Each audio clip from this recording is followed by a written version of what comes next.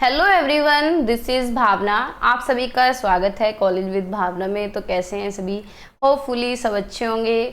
और इस बार देखो एग्ज़ाम आपके पोस्टपोन भी नहीं हुए और जल्दी जल्दी हो रहे हैं, है ना। टेंशन फ्री हो जाओगे। 30 तारीख में सारा BEd first year second year सब चीज़ ओवर हो जाएगी, है ना। तो अच्छी भी बात है और थोड़ा प्रेशर भी हो जाता है, एक एक दिन का गैप है और क्लासेस भी थोड़ी सी लेट मिल रही हैं, तुम्हारा इशू हो सकता है। तो सब उसके लिए भी सॉरी यार, जो अगर तुम्हें थोड़ी सी भी दिक्कत परेशानी हो रही है मेरी वजह से क्लासेस लेट मिल रही हैं। अब की बारी ऐसा हुआ है, आगे ऐसा नहीं होगा। मैं तो कहूँ भगवान ऐसी सिचुएशन आए ना कि क्लास लेट जाएं। देखो इसके पीछे भी रीज़न है कि मम्मी की हालत ठीक नहीं थी, घर पे प्रॉब्लम चल रही थी, तो इस वजह से क्लासेस इस बार थोड़ी सी डिले हो गई। तो स्टार्ट करते हैं। अगर चैनल पे नए हैं तो सब्सक्राइब कर लेना कॉलेज विद भावना को। क्लासेस चलती हैं यहाँ पे बीएड की, और बीएड की कंप्लीट होते ही एमएड की क्लासेस स्टार्ट कर देंगे। और जिसने एमएड का फॉर्म नहीं डाला है, मतलब जो लोग एमएड करना चाहते हैं, वो लोग फॉर्म फिल कर दें, क्योंकि फॉर्म निकले हुए हैं। मेरे हिसाब से 25 मुझे लगता है लास्ट डेट है। तो जिन लोगों को फॉर्म फिल करना है वो कर सकते हैं, ठीक है। एमएड का प्रोसेस मैंने आपको बताया है, वैसे अलग से वीडियो नहीं बनाई, लेकिन वैसे बताया हुआ है कि एंट्रेंस होगा और फिर एंट्रेंस देने के बाद आपकी मेरिट लगेगी। जिस भी कॉलेज में आप एडमिशन लेना चाहते हैं उसमें ले सकते हैं। अगर मार्क्स बहुत अच्छे हैं या फिर आप गवर्नमेंट कॉलेज में जाना चाहते हैं तो अपना पेपर की तैयारी अच्छे से रखें और गवर्नमेंट कॉलेज में एडमिशन ले लें, ठीक है। ये बात हुई, तो स्टार्ट करते हैं। और पीडीएफ के लिए टेलीग्राम ज्वाइन कर लें, और टेलीग्राम कॉलेज विद भावना के नाम से है। कुछ लोग क्या करते हैं कि लेट्स क्रैक वाला टेलीग्राम ज्वाइन कर रहे हैं और फिर इंस्टा पे मैसेज कर रहे हैं कि पीडीएफ नहीं मिली। देखो कॉलेज विद भावना के नाम से ही टेलीग्राम चैनल है, वहाँ पे 4000 के समथिंग, 4 नहीं 5000 के आसपास बच्चे हैं, तो वो ज्वाइन कीजिए। वहाँ आपको पीडीएफ मिलेंगी फर्स्ट ईयर की भी और सेकेंड ईयर की भी, ठीक है। स्टार्ट करते हैं। गांधी जी नई तालीम की हम ये पूरी मैराथन करेंगे। इसमें सारे लॉन्ग टॉपिक है और मैंने इसके अंदर वो टॉपिक भी इंक्लूड किए हैं जो पिछली वीडियो में छूट गए थे, यानी जो मैं नहीं कराए थे। मैंने एक दो टॉपिक जो नहीं हो पाए थे वो भी इसके अंदर ऐड किए हैं, जैसे कि कंटेम्प्रेरी रेलिवेंस जो है, कम्युनिटी एंगेजमेंट का, एक्सपीरियंशियल लर्निंग का, वो भी मैंने इसके अंदर ऐड किया है। दूसरा वर्क क्या होता है, कंसेप्ट ऑफ वर्क, ये क्वेश्चन रह गया था डिटेल का कि वर्क क्या होता है, इसका मीनिंग और कंसेप्ट क्या है, और ये जो लाइवलीहुड है उसमें जो मौके मिलते हैं उसके लिए कैसे हेल्पफुल है, यानी उसके अवसर को बढ़ाने के लिए किस प्रकार सहायक है, ठीक है। तो इस क्वेश्चन को पढ़ने वाले कि कार्य का अर्थ एवं संकल्पना विस्तार से समझाइए। कार्य समुदाय की आजीविका के अवसर बढ़ाने में किस प्रकार सहायक है। भाई देखो काम करेंगे तभी तो लाइवलीहुड बढ़ेगी, यानी जब हम काम करेंगे, कोई भी एफर्ट्स लगाएंगे, तभी तो हमें कहीं भी जॉब वगैरह मिलेगी और उसी तरीके से हमारे मौके बढ़ेंगे और हम ऊपर बढ़ते चले जाएंगे, हमारी ग्रोथ होती चली जाएगी, है ना। ये तो एक सिंपल सी बात है। काम क्या होता है भाई? काम जिसमें मेहनत लगती है, जिसमें एफर्ट्स लगती है, या तो दिमाग की मेहनत हो या शरीर की मेहनत हो। अब जैसे कि हम कोई भी, जैसे खेत का काम है तो उसमें क्या है, फिजिकल एफर्ट्स ज़्यादा लगते हैं। कोई भी टेक्नोलॉजिकल काम है, कोई आप प्रोजेक्ट बना रहे हैं, कोई आप ऐप बना रहे हैं, किसी भी तरीके की एडिटिंग कर रहे हैं, कुछ भी कर रहे हैं, तो उसमें क्या है, आपकी मेंटल वर्क ज़्यादा होता है ना।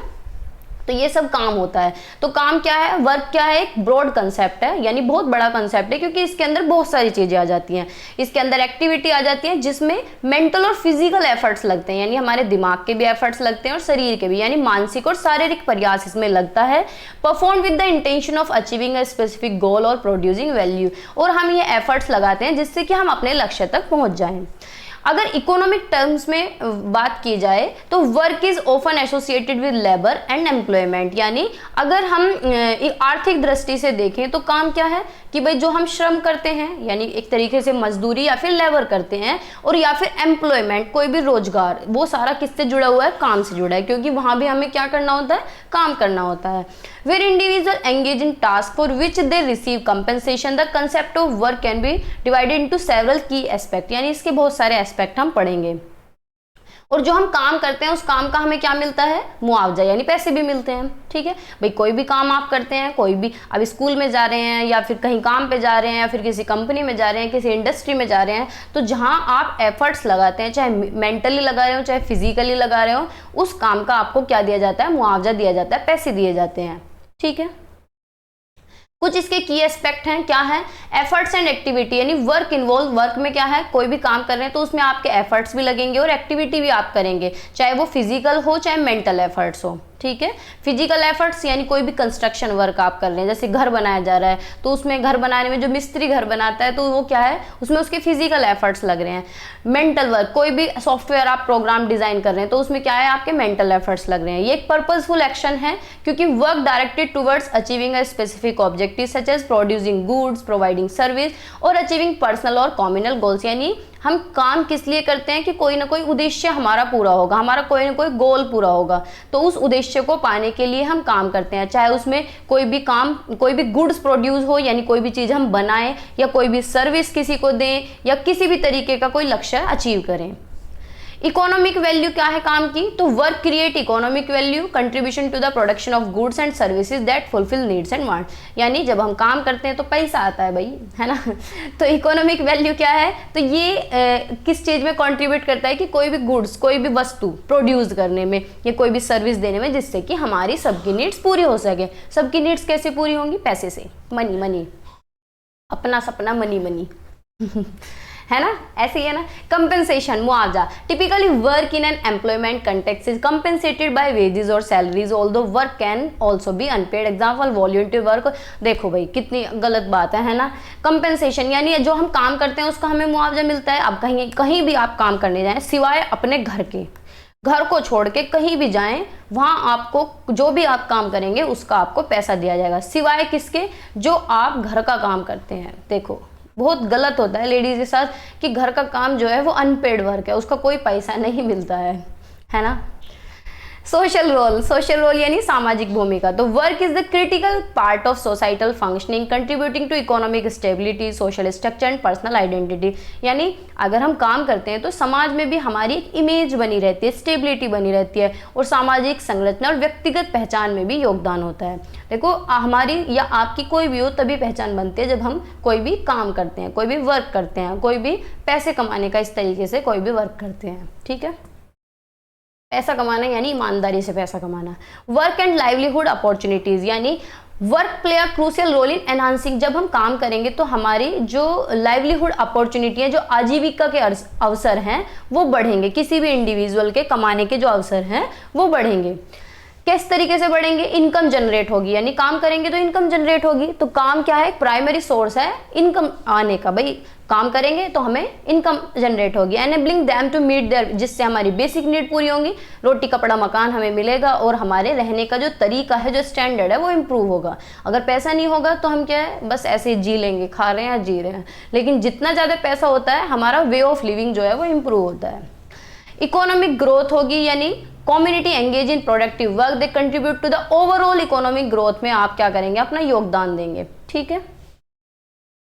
स्किल डेवलपमेंट होगी, जब आप काम करेंगे तो आपकी स्किल भी डेवलप होगी। तो employment in work opportunity facilitate skill development and education as individuals learn and improve their skills. यानी जब हम कोई भी काम करेंगे तो हमारी क्या है, स्किल्स भी डेवलप होंगी, एजुकेशन भी हमारी डेवलप होगी, और कोई भी इंडिविजुअल है वो अपनी स्किल्स को इम्प्रूव भी कर सकता है और सीख भी सकता है। काम करते करते आगे भी बढ़ते हैं। जैसे कि टीचिंग में आपने वर्ड सुना होगा कि प्रोफेशनल डेवलपमेंट, यानी टीचिंग भी करते रहते हैं और side by side professional development भी होता रहता है।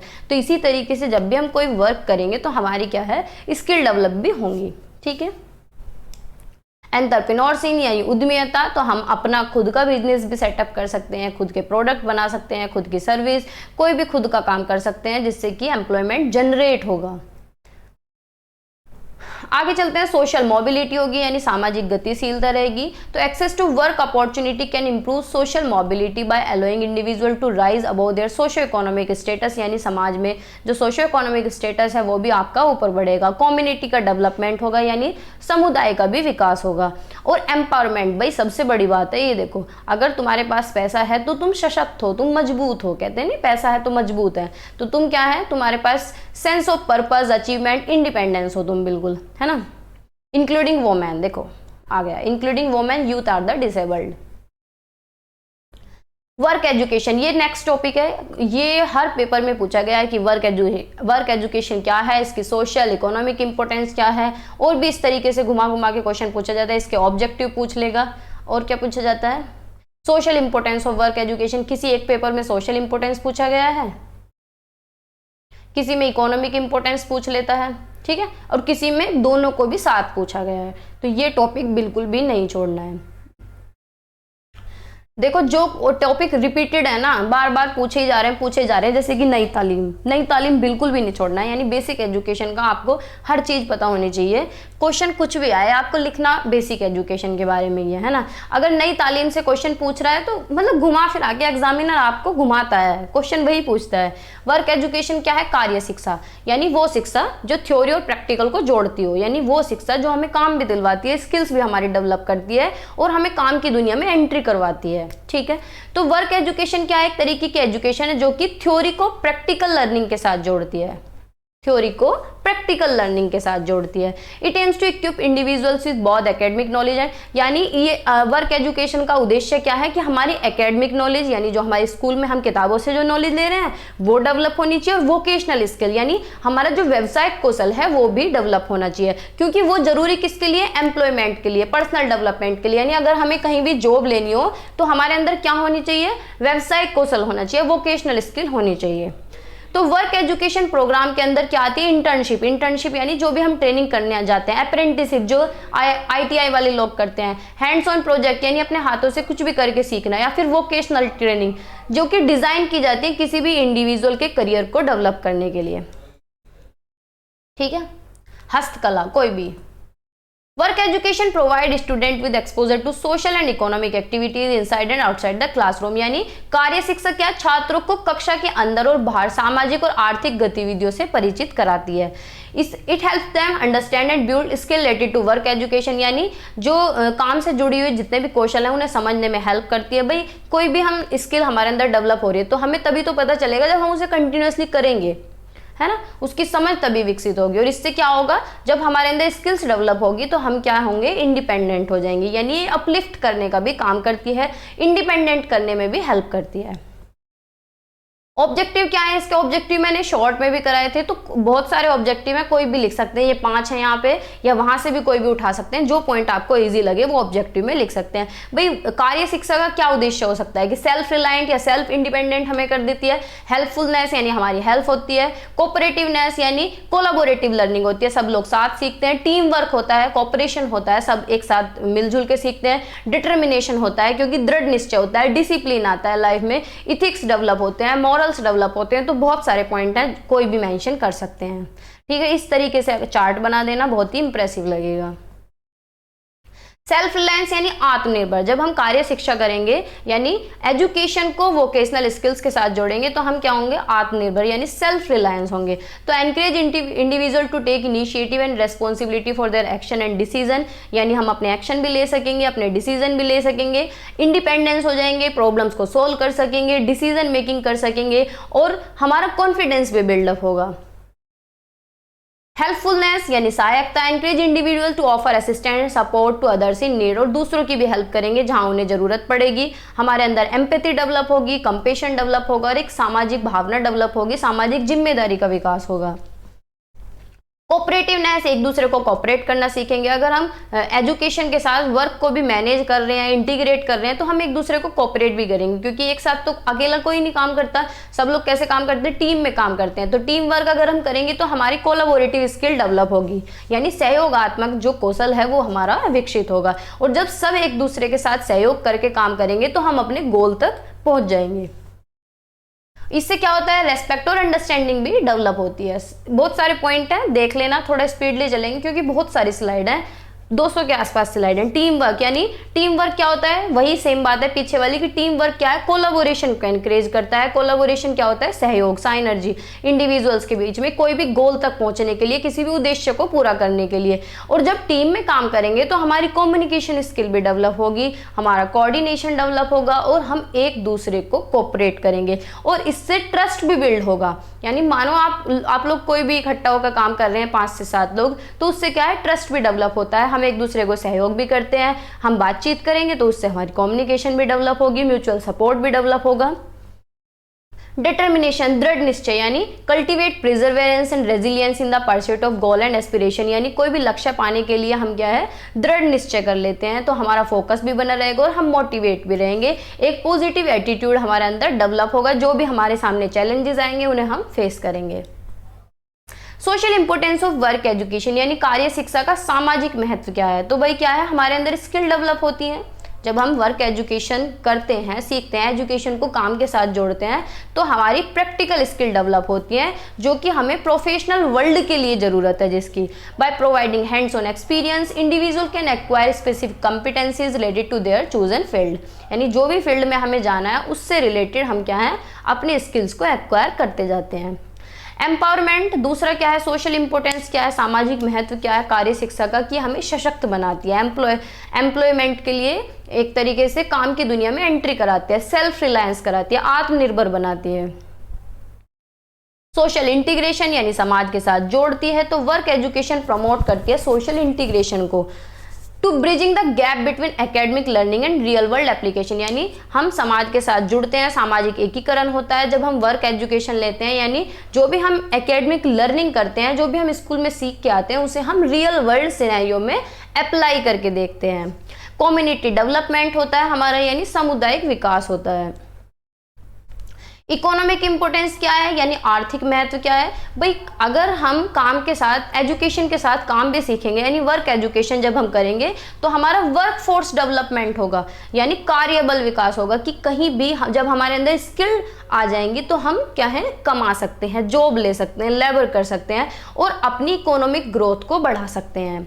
इससे प्रोडक्टिविटी भी बढ़ेगी, यानी employees with practical skill acquire through work education tend to be more productive in the work place, यानी जैसे हम किसी जगह जॉब पे लगे रहते हैं, दूसरी जगह जॉब चेंज करते हैं, तो हमारा क्या है सैलरी बढ़ती है, प्रोडक्टिविटी बढ़ती है, तो इससे क्या है हमारी प्रोडक्टिविटी बढ़ेगी, यानी उत्पादकता में वृद्धि होगी।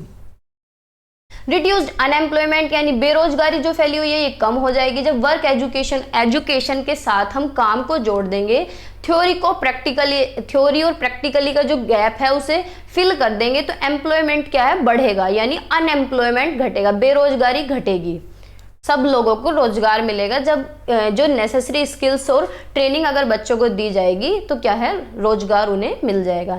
एंटरप्रेन्योरशिप डेवलपमेंट यानी उद्यमिता का विकास होगा, वही सेम बात है कि आप अपना खुद का भी बिजनेस कर सकते हैं। अगर जैसे गांधी जी कहते हैं कि हाथ की कला अगर आपने सीखी हुई है तो कोई भी अपना खुद का बिजनेस कर सकते हैं। इससे क्या है नवाचार को बढ़ावा मिलेगा, क्रिएटिविटी डेवलप होगी और एक इनिशिएटिव स्टार्ट होगा, यानी आप करेंगे तो आपको देख के दूसरे भी करेंगे।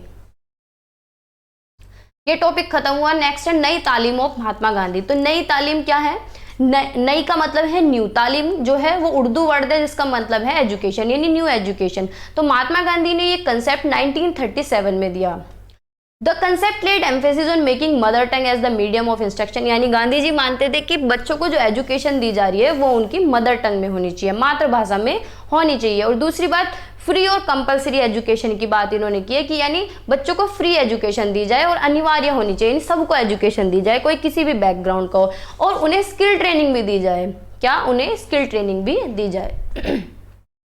इसके 4 बेसिक प्रिंसिपल हैं, 4 सिद्धांत हैं कि एजुकेशन और learning in mother tongue along with handicraft work, यानी जो हस्तशिल्प है, जो हाथ की कला है, उसके साथ जो एजुकेशन दी जा रही है वो किस में दी जाए, मदर टंग में। दूसरा क्या प्रिंसिपल था, work should be linked with most useful vocational needs of the locality, यानी काम को किसके साथ जोड़ना है, व्यवसाय के साथ जोड़ना है, व्यवसायिक कला के साथ जोड़ना है, व्यवसायिक जरूरतों के साथ जोड़ना है। Learning should be linked with vocational work, यानी वही बात है कि लर्निंग जो हम सीख रहे हैं, जो भी हम पढ़ रहे हैं उसे वोकेशनल वर्क के साथ लिंक करना है। काम कैसा होना चाहिए, सोशली यूजफुल होना चाहिए और प्रोडक्टिव होना चाहिए, यानी समाज के भी हित में हो और वो प्रोड्यूस भी करे। जैसे कि इन्होंने बोला है गांधी जी की नई तालीम में यह था कि बच्चों को काम सिखाओ, हस्तकला सिखाओ, कताई बुनाई खेती बाड़ी, उस टाइम पे मतलब ये चीज़ें सिखाओ और उससे पैसा कमाया जाएगा, उससे स्कूल भी चलेगा और बच्चे के अंदर स्किल भी डेवलप होंगी, और जब वो अपनी एकेडमिक जर्नी कंप्लीट करेगा तो उसके बाद वो एम्प्लॉय भी कर सकता है, एम्प्लॉयमेंट यानी काम की दुनिया में एंट्री कर सकता है, लाइवलीहुड कर सकता है। Some important features of Gandhi ji is basic education. कुछ फीचर्स क्या है कि गांधी जी ने क्या कहा था, फ्री और कंपलसरी एजुकेशन सबके लिए होनी चाहिए, लड़कियों के लिए भी और लड़कों के लिए भी, 7 से 14 साल के बच्चों के लिए, ठीक है। Mother tongue as a medium होना चाहिए, यानी जब हम बच्चे को पढ़ा रहे हैं तो उसे जो बेसिक एजुकेशन दें वो उसकी मातृभाषा में देना चाहिए, क्योंकि बच्चे को मातृभाषा में चीजें समझ आती हैं। क्राफ्ट सेंटर्ड एजुकेशन होनी चाहिए, यानी शिल्प केंद्रित शिक्षा होनी चाहिए, यानी हस्तकला सिखाएं। क्राफ्ट सेंटर्ड पे इन्होंने ज़्यादा महत्व दिया है कि craft would make education self supportive as it is not possible to educate all citizens to provide them government job. यानी गांधी जी ये बोलते थे कि भाई चलो एजुकेशन दे दी, लेकिन हम जितने भी इंडिविजुअल हैं, जितने भी लोग हैं दुनिया में, हम उन्हें गवर्नमेंट जॉब तो नहीं दे सकते, लेकिन उन्हें शिल्प केंद्रित शिक्षा दे सकते हैं जिससे कि वो खुद का कोई भी काम कर सके और अपनी लाइवलीहुड कर सके, एम्प्लॉयमेंट अपॉर्चुनिटी उनकी बढ़ सके। Development of creativity and critical thinking, यानी रचनात्मकता और आलोचनात्मक सोच का विकास। तो गांधी जी का प्रिंसिपल जो है कि बच्चों को करके सिखाओ, बच्चे खुद से करके सीखें, हैंड्स ऑन एक्टिविटीज करें, लर्निंग बाय डूइंग करें, खुद से एक्सपीरियंस गेन करें। इससे क्या होगा, उनकी क्रिएटिविटी डेवलप होगी, रचनात्मकता डेवलप होगी, वो अलग अलग तरीके से सोच पाएंगे, क्रिटिकली सोच पाएंगे। एम्फेसिस ऑन कोलैबोरेटिव लर्निंग, यानी सहयोगात्मक शिक्षा पर इनका जोर था कि एजुकेशन ऐसी होनी चाहिए जिसमें सब एक दूसरे को सहयोग करें, सबके अंदर क्या है, जिम्मेदारी की भावना होनी चाहिए, टॉलरेंस होना चाहिए, कोलैबोरेशन होना चाहिए, यानी सहयोगात्मक भावना सबके अंदर होनी चाहिए। ये क्वालिटी जरूरी है सबके लिए, ह्यूमन पर्सनैलिटी के लिए, जिससे एक अच्छा वातावरण बना रहता है। Gandhi ji emphasize on collaborative learning, craft work help a child to acquire collaborative learning skill and realize the value of honest labour. यानी जब हम बच्चों को क्राफ्ट वर्क सिखाएंगे तो एक तो सारे लोग साथ मिलकर सीखेंगे तो उनकी कोलैबोरेटिव लर्निंग स्किल डेवलप होगी, और दूसरा वो जो दूसरे लेबर हैं उनकी भी इज्जत करेंगे, उनकी भी रेस्पेक्ट करेंगे। ठीक है, क्योंकि जब खुद काम करते हैं तो रियलाइज होता है कि काम में कितनी मेहनत लग रही है, तो दूसरे के एफर्ट्स भी फिर दिखाई देते हैं, है ना। इंपोर्टेंस ऑन मोरल एजुकेशन, यानी नैतिक शिक्षा पर भी इनका जोर था कि गांधी जी ने कहा है कि बच्चों को एजुकेशन के साथ उनके अंदर मोरल वैल्यूज भी डाली जाए, मोरलिटी सिखाया जाए, इथिक्स उन्हें सिखाए जाए। एम्फेसिस ऑन कैरेक्टर बिल्डिंग, यानी बच्चे का चरित्र निर्माण भी होना चाहिए, यानी एजुकेशन भी दो, उन्हें स्किल्स भी डेवलप करो और उनके चरित्र का निर्माण भी होना चाहिए, क्योंकि चरित्र भी बहुत जरूरी है। किसी भी पर्सन का, किसी भी बच्चे का पर्सनैलिटी भी डेवलप होनी चाहिए, उसके अंदर करुणा भी होनी चाहिए, उसके अंदर दया भी होनी चाहिए, निष्पक्षता होनी चाहिए, डेडिकेशन होना चाहिए। अवेयरनेस ऑन सोशल सर्विस, यानी सामाजिक सेवाओं पर जागरूकता की बात इन्होंने की है कि Gandhi ji should be involve in different community service to develop responsibility and create awareness on social service, यानी समाज सेवक होने चाहिए, समाज के हित में काम करना चाहिए। तो ये चीजें भी बच्चों के अंदर डेवलप करनी है। एम क्या था बेसिक एजुकेशन का, फिजिकल और मेंटल डेवलपमेंट, यानी बच्चे का शारीरिक और मानसिक विकास होना चाहिए। Establishment of Sarvodaya society, Sarvodaya society की स्थापना होनी चाहिए। कल्चरल डेवलपमेंट, संस्कृति विकास होना चाहिए। चरित्र और नैतिक विकास बच्चे का होना चाहिए। वोकेशनल डेवलपमेंट, यानी उससे स्किल्स डेवलप करें, उसे ट्रेनिंग कराएं, यानी उसका व्यावसायिक विकास भी होना चाहिए। नागरिकता का भी विकास होना चाहिए और उसका आध्यात्मिक विकास भी होना चाहिए। ठीक है, बेसिक एजुकेशन, नई तालीम कहीं भी आती है तो ये पॉइंट तो बिल्कुल मेंशन कराना इजी है सारे, कोई भी ऐसी बात नहीं है कि तुम लोग भूल जाओगे। ठीक है, एक एक लाइन सबके अंदर लिख लेना कि एजुकेशन ऐसी होनी चाहिए जिससे बच्चे का फिजिकल और मेंटल डेवलपमेंट हो जाए, यानी शारीरिक और मानसिक विकास होना चाहिए। दूसरा, सर्वोदय सोसाइटी की स्थापना हो, यानी man is a social being, education should affect is social development, but Gandhi ji took social development in specific meaning. वो इस तरीके की सोसाइटी बनाना चाहते थे कि कोई किसी को एक्सप्लॉइट ना करे, कोई किसी को दबाए ना, कोई किसी को मारपीट ना करे, कोई किसी के साथ कोई भी कन्फ्लिक्ट ना रखे, सब एक दूसरे को प्यार करें और शांति बना के रखें, एक दूसरे को कोऑपरेट करें। तो यानी वो सर्वोदय सोसाइटी की स्थापना करना चाहते थे। कल्चरल डेवलपमेंट होना चाहिए, यानी सभी एक दूसरे की संस्कृति की रेस्पेक्ट करें, क्योंकि क्लास में, स्कूल में जो बच्चे होते हैं अलग अलग संस्कृति से आते हैं, तो हमें एक दूसरे की संस्कृति की क्या करनी है, रेस्पेक्ट करनी है।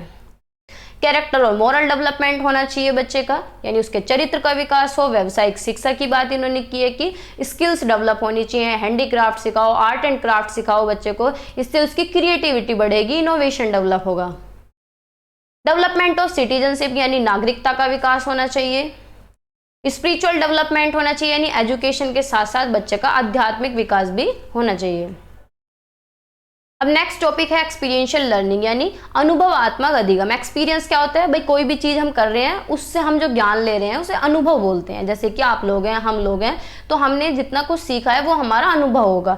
तो अनुभवात्मक लर्निंग क्या होती है, एक एजुकेशनल अप्रोच है जो कि किस चीज पे जोर देती है कि हम करके सीखें, अपने हाथों से कोई भी काम कर रहे हैं उसे हम सीख रहे हैं, एक्टिवली एंगेज हो सीखने में, किसी भी कंसेप्ट में, किसी भी मटेरियल में। इसके अंदर इन्वॉल्व है लर्निंग थ्रू डायरेक्ट एक्सपीरियंस यानी अपने आंखों से देख के कोई भी चीज सीखना। रिफ्लेक्शन, एप्लीकेशन, जब हम चीजों को अप्लाई करके देखेंगे तभी तो हमें एक्सपीरियंस होगा। देखो जैसे कोई भी काम है, जब तक हम करते नहीं है वो बहुत आसान लगता है और दूर से ऐसे लगता है हाँ कर ही लेंगे। जब हम करते हैं एक्चुअली, जब उसे अप्लाई करते हैं तब जाके हमें अनुभव होता है ना, तब जाके हम उसके पॉजिटिव पॉइंट भी देख पाते हैं और नेगेटिव पॉइंट भी देख पाते हैं। तो this approach contrast with traditional forms of learning that often rely heavily on lecture यानी जो पहले के टाइम पे चीजें चलती थी, पहले के टाइम पे जो सिखाया जाता था ये बिल्कुल उसके अपोजिट है। क्योंकि पहले सिखाया जाता था लेक्चर बेस्ड, रीडिंग बेस्ड और पैसिव एब्जॉर्प्शन की बस रटवा दो और पेपर दिलवा दो। लेकिन एक्सपीरियंशियल लर्निंग क्या कहती है कि बच्चे को हाथ से करवा के देखो, एक्टिवली इन्वॉल्व करो, उसे खुद से अनुभव करने का मौका दो, वो डायरेक्ट एक्सपीरियंस ले सके। Experiential learning is based on the philosophy that learner acquire knowledge more efficiently when they actively participate in the learning process and make connection between theory and practice। यानी अनुभवात्मक शिक्षा या एक्सपीरियंशियल लर्निंग किस पे based है, कौन सी philosophy पे based है कि बच्चा नॉलेज को एक्वायर करे बहुत ही इफेक्टिवली, एक्टिवली पार्टिसिपेट करे यानी सक्रिय भागीदारी निभाए। भाई क्लास में अगर हम पढ़ा रहे हैं तो बच्चे अगर एक्टिव होंगे तो वो अच्छे से सीखेंगे। यानी बच्चे को क्या है, एक्सपीरियंशियल लर्निंग कराओ, डायरेक्ट एक्सपीरियंस कराओ जिससे कि वो थ्योरी और प्रैक्टिस के बीच में कनेक्शन बना सके। Concept and feature of experiential learning यानी अनुभवात्मक अधिगम की अवधारणा और विशेषता क्या है। तो जब हम एक्सपीरियंस करके सीखते हैं, चीज़ों को डायरेक्ट एक्सपीरियंस करते हैं, तो हम क्या है, रिटेन, लंबे समय तक उसे रिटेन कर पाते हैं, अंडरस्टैंड कर पाते हैं, चीज़ों को समझ पाते हैं। तो एक्सपीरियंशियल लर्निंग किस चीज़ को बढ़ावा देती है, एक्टिव पार्टिसिपेशन को, जिससे कि बच्चा दिमाग में रख पाता है चीज़ों को, कंसेप्ट को समझ पाता है, एक्टिवली एंगेज हो पाता है किसी भी काम के साथ, किसी भी टास्क के साथ, और किसी भी प्रॉब्लम को वो सोल्व भी कर पाता है और कोई भी सब्जेक्ट हो उसे अच्छी तरीके से याद भी कर पाता है। डेवलपमेंट ऑफ क्रिटिकल स्किल्स यानी महत्वपूर्ण कौशल का विकास। तो जब हम एक्सपीरियंस करके सीखेंगे, भाई जब हम अनुभव करेंगे तो हमारी सोच भी डेवलप होगी। अब देखो जैसे कि बुजुर्ग लोग होते हैं, वो चाहे उन्होंने पढ़ाई ना की हो लेकिन उन्हें क्या है, एक्सपीरियंस है। तो कोई भी बात, कोई कहीं हम इलझ जाएं, किसी भी चीज़ में उलझ जाएं, देसी वर्ड है, उलझ जाएं, तो हम क्या करते हैं, अपने घर को से सलाह लेते हैं, अपनी दादी से, अपने बाबा से, अपने मम्मी से, पापा से।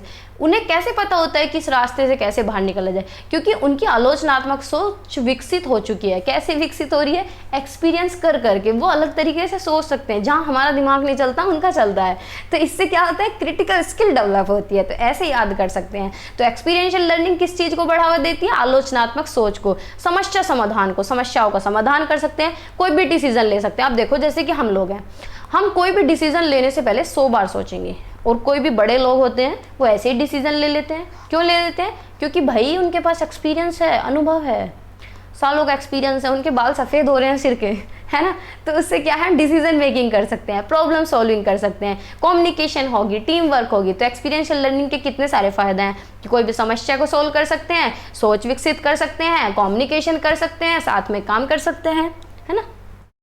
आगे चलो, जल्दी जल्दी करते हैं, बहुत ज़्यादा लेट हो गए, ऐसे तो 3 घंटे की वीडियो हो जाएगी। एप्लीकेशन ऑफ नॉलेज यानी ज्ञान का अनुप्रयोग, यानी एक्सपीरियंशियल लर्निंग नॉलेज को अप्लाई करना सिखाती है कि नॉलेज को हम प्रैक्टिकल सिनेरियो में या रियल वर्ल्ड में या अपनी दुनिया में कैसे अप्लाई कर सकते हैं और कैसे थ्योरेटिकल कंसेप्ट को हम समझ सकते हैं।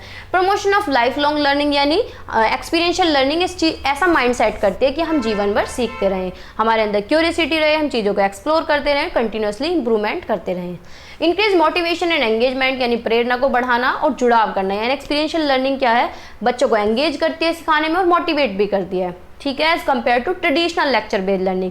ट्रेडिशनल लेक्चर बेस्ड क्या है, पहले के टाइम पे जो चलती थी, यानी टीचर ने आया, लेक्चर पढ़ाया और चले गए, ठीक है। तो उसके अगर कंपेयर में देखा जाए तो एक्सपीरियंशियल लर्निंग ज़्यादा एंगेजिंग है। जब भाई हम कोई भी एक्टिविटी कर रहे हैं तो उसमें बच्चों का मजा आता है, बच्चे क्या होते हैं, एंगेज होते हैं, मोटिवेट होते हैं, इन्वॉल्व होते हैं, एक्टिवली पार्टिसिपेट करते हैं। Culture of cultivation of emotional intelligence यानी भावनात्मक बुद्धिमत्ता का विकास होता है। अब विकास कैसे होगा? जब सारे एक साथ काम करेंगे, ग्रुप में काम करेंगे, कोलैबोरेटिव काम करेंगे, एक दूसरे को सहयोग करेंगे, तो डिस्कशन भी होगा।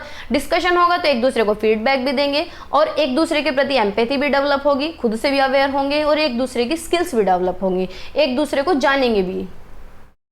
Preparation for the real world, जब एक्सपीरियंस, अब जब अनुभव होता जाएगा तो हम वास्तविक दुनिया के लिए तैयार हो जाएंगे। ठीक है, मैदान में कूद पड़ो। इम्प्लीमेंटेशन ऑफ एक्सपीरियंशियल लर्निंग, अब हम अनुभवात्मक शिक्षा का कार्यान्वयन कैसे कर सकते हैं, इंप्लीमेंट कर सकते हैं। तो इस तरीके की एक्टिविटी डिजाइन कर सकते हैं जिनसे हमें क्या मिले? एक्सपीरियंस मिले। तो ऐसी एक्टिविटी जैसे साइमुलेशन, रोल प्ले, कोई भी रोल प्ले कर सकते हैं, कोई भी केस स्टडी कर सकते हैं, कोई भी एक्सपेरिमेंट कर सकते हैं, कोई भी प्रोजेक्ट या इंटर्नशिप कर सकते हैं। एनकरेज रिफ्लेक्शन, जो हमें आता है उसे हम रिफ्लेक्ट करके दिखा सकते हैं। ठीक है। फोस्टरिंग कोलाबोरेशन यानी सहयोग को बढ़ावा देना। तो कोलाबोरेशन किस चीज को बढ़ाती है? एक्सपीरियंशियल लर्निंग को। By enabling learner to share, बच्चे क्या है? अपने आइडियाज शेयर करेंगे, अपने स्किल्स, अपने पर्सपेक्टिव शेयर करेंगे। ग्रुप प्रोजेक्ट, अगर हम प्रोजेक्ट दे दें बच्चों को, 8-10 बच्चों को एक साथ कर दें, तो उसमें क्या है? एक दूसरे को सहयोग भी करेंगे, डिस्कशन भी करेंगे, एक दूसरे को फीडबैक भी देंगे, टीम वर्क एक्सरसाइज भी करेंगे। प्रोवाइड फीडबैक, वही सेम बात है कि फीडबैक देंगे। इंटीग्रेशन टेक्नोलॉजी यानी टेक्नोलॉजी को भी इंटीग्रेट करेंगे। तो एक्सपीरियंशियल लर्निंग को हम कैसे इंप्लीमेंट कर सकते हैं कि टेक्नोलॉजी को इंटीग्रेट कर सकते हैं, क्योंकि आज का जो डिजिटल इरा है इसमें सारी चीजें टेक्नोलॉजी से हो रही हैं। Connecting with real world context यानी वास्तविक दुनिया के संदर्भों से जोड़ सकते हैं चीजों को। जो भी हम प्रोजेक्ट करेंगे, जो भी हम टॉपिक लेंगे, वो रियल लाइफ टॉपिक ले सकते हैं, रियल लाइफ एग्जाम्पल ले सकते हैं। टीचर इस तरीके के बच्चों को टॉपिक दे जो वास्तविक दुनिया से जुड़े हुए हैं, यानी उनकी दुनिया से जुड़े हुए हैं भाई, है ना।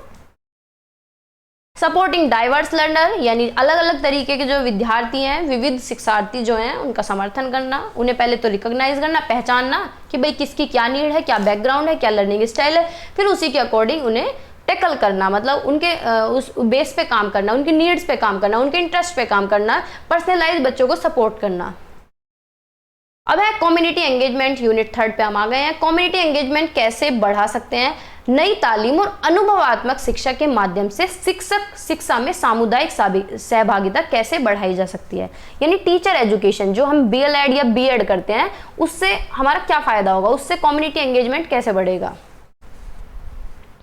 कम्युनिटी पहले देखते हैं कि कम्युनिटी क्या है। भाई समुदाय क्या है? जिसमें बहुत सारे लोग रहते हैं, ग्रुप ऑफ पीपल रहते हैं, अलग अलग स्टेक होल्डर्स, इंटरेस्ट, अलग अलग इंटरेस्ट वाले लोग रहते हैं, अलग अलग सिटीजन रहते हैं, तो उसे हम एक समुदाय बोलते हैं। यानी समुदाय में बहुत सारे लोग रहते हैं, वो कोई भी हो सकते हैं, उनका कोई भी इंटरेस्ट हो सकता है, किसी कैसे भी सिटीजन वो हो सकते हैं। कम्युनिटी में भी geographical location, community of place, community of similar interest, community of affiliation और आइडेंटिटी सच एज इंडस्ट्री और सपोर्ट क्लब। अब कम्युनिटी कहीं की भी हो सकती है, एक गाँव की कम्युनिटी हो गई, एक कंपनी की कम्युनिटी हो गई, स्कूल की कम्युनिटी हो गई, हॉस्पिटल की कम्युनिटी हो गई और किसी भी इंडस्ट्री की कम्युनिटी हो गई। तो यानी समुदाय जहाँ पे लोगों की जगह, लोगों के इंटरेस्ट सिमिलर हो सकते हैं, लोगों की आइडेंटिटी या कोई भी क्लब वगैरह, है ना। अब कम्युनिटी एंगेजमेंट क्या है? यानी जो भी ग्रुप है, जो भी लोग हैं, वो सारे एक साथ कोलैब रहें, एक साथ जुड़े रहें। तो कम्युनिटी एंगेजमेंट एक प्रोसेस है जहां सब लोग एक दूसरे को सहयोग करके काम करते हैं with and through group of people affiliated by geographical proximity, special interest और similar situation to address issues affecting the wellbeing of those people. यानी सारे लोग किसी भी एक ही इशू पे काम कर रहे हैं, एक ही तरीके से काम कर रहे हैं, एक ही प्रॉब्लम को सोल्व करने का प्रयास कर रहे हैं, तो वो क्या है? कम्युनिटी एंगेजमेंट है, सामुदायिक जुड़ाव है। जैसे कि कंपनी है, कंपनी में कितने एम्प्लॉय हैं? 1000 एम्प्लॉय हैं, तो उनका सबका गोल क्या है कि कंपनी की ग्रोथ कराना। तो ये क्या है? सब लोग उसी चीज के पीछे लगे हैं, सबका थोड़ा थोड़ा काम है, सबका सिमिलर इंटरेस्ट है, सब उसी कंपनी में काम कर रहे हैं, तो वो क्या है? कम्युनिटी एंगेजमेंट है। ठीक है, ये एक बहुत पावरफुल व्हीकल है, यानी मजबूत हथियार है, जिससे कि हम वातावरण में बदलाव ला सकते हैं, बिहेवियर में चेंज ला सकते हैं और एक हेल्दी कम्युनिटी का डेवलपमेंट कर सकते हैं। ठीक है, इसके अंदर पार्टनरशिप भी आ जाती है, कोएलिशंस आ जाती है, जिससे कि हम रिसोर्सेज को इजी कर सकते हैं, सिस्टम को चेंज कर सकते हैं, रिलेशनशिप जो हैं उनमें बदलाव ला सकते हैं, पॉलिसीज में बदलाव ला सकते हैं, प्रोग्राम में और प्रैक्टिस में। मानो भाई अगर पूरा समुदाय एक हो जाए, जैसे कि त्यागी समुदाय, जैसे कि जाट समुदाय, जैसे कि गुज्जर समुदाय, राजपूत समुदाय, तो जैसे कोई लोग साथ हो जाए, एक साथ हो जाए, तो वो इतना उनके अंदर बल होता है, इतना दम होता है कि वो कुछ भी चेंज करने की कोशिश कर सकते हैं। अब जैसे कि धरने धरे जाते हैं, किसान जब एक हो जाते हैं तो वो क्या है, किसान एकता है ना, उनकी भी तो कम्युनिटी एक हो जाती है, तो वो उनके अंदर इतनी हिम्मत होती है कि कोई भी पॉलिसी, कोई भी प्रोग्राम, कोई भी प्रैक्टिस वो चेंज करा सकते हैं। कैसे एग्जाम्पल देती हूँ मैं, एक मिनट।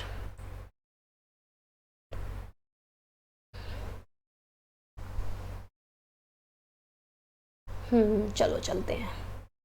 इंक्रीजिंग कम्युनिटी एंगेजमेंट इन टीचर एजुकेशन थ्रू नई तालीम and experiential learning involve several strategies. अगर हमें टीचर एजुकेशन में कम्युनिटी एंगेजमेंट को बढ़ाना है, टीचर एजुकेशन ये टीचर्स को जो एजुकेशन दी जाती है, जो बीएड है, बीएलएड है, एमपीएड है, एमएड है, मतलब कोई भी एजुकेशन, टीचर एजुकेशन जो हो सकते हैं, उसमें अगर हमें कम्युनिटी एंगेजमेंट को बढ़ाना है नई तालीम और एक्सपीरियंशियल लर्निंग के थ्रू, तो हमें कौन कौन सी रणनीति अपनानी पड़ेंगी जिससे कि टीचर के बीच में कनेक्शन हो सके, टीचर और स्टूडेंट के बीच में, कम्युनिटी के बीच में। तो कुछ यहाँ अप्रोचेस हैं, देखते हैं कौन कौन से अप्रोचेज हैं।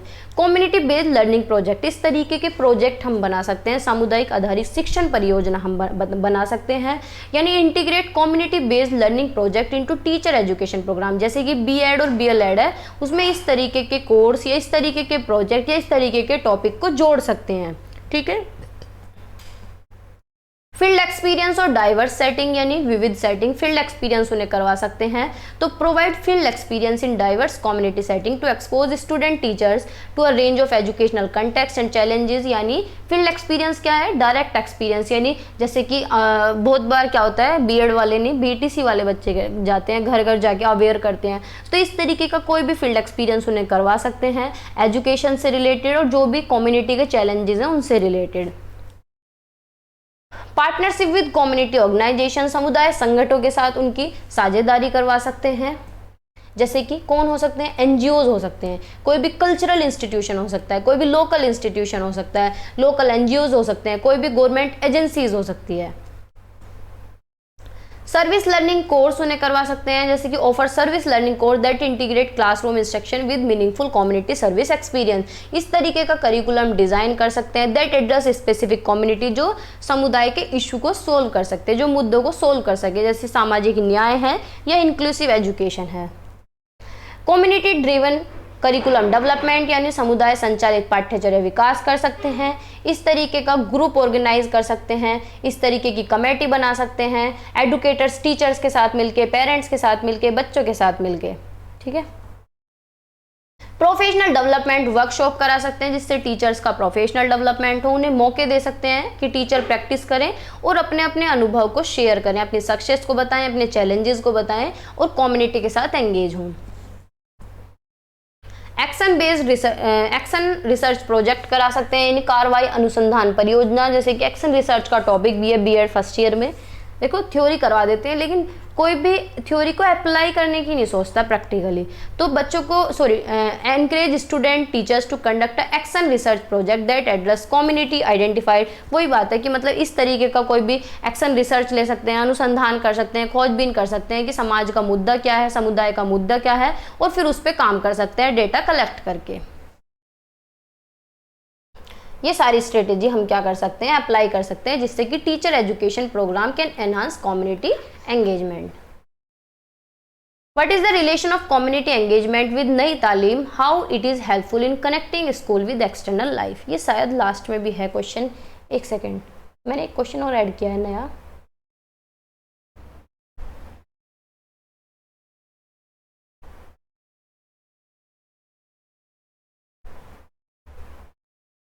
ये है वो तो सेम सही है वैसे कि why connecting knowledge to life from outside the school is necessary, discuss impact of community service on education and community. अब चलते हैं वापस।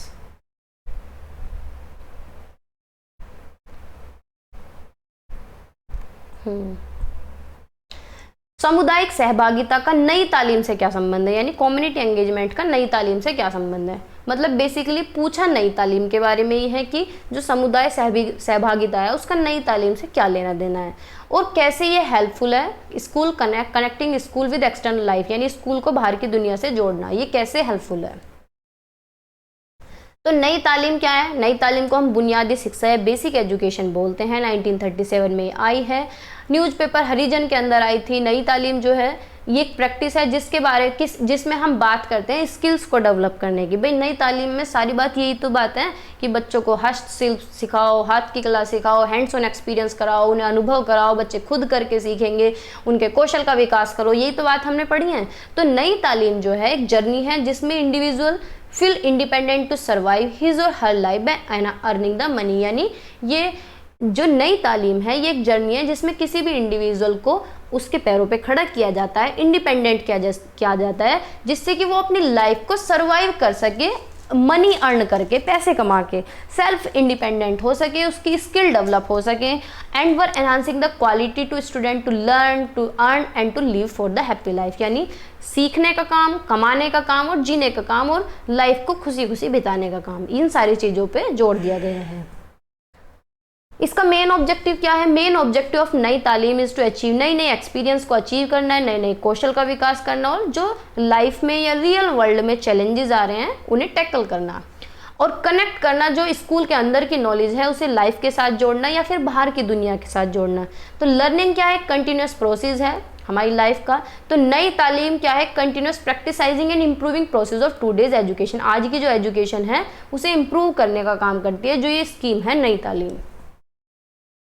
Community engagement play a vital role in realizing the principle of नई तालीम and connecting school with external life in several ways। यानी नई तालीम के जो सिद्धांतों को साकार करने और स्कूलों को कई तरीके से बाहरी जीवन से जोड़ने में समुदाय सहभागिता महत्वपूर्ण भूमिका निभाती है। कैसे?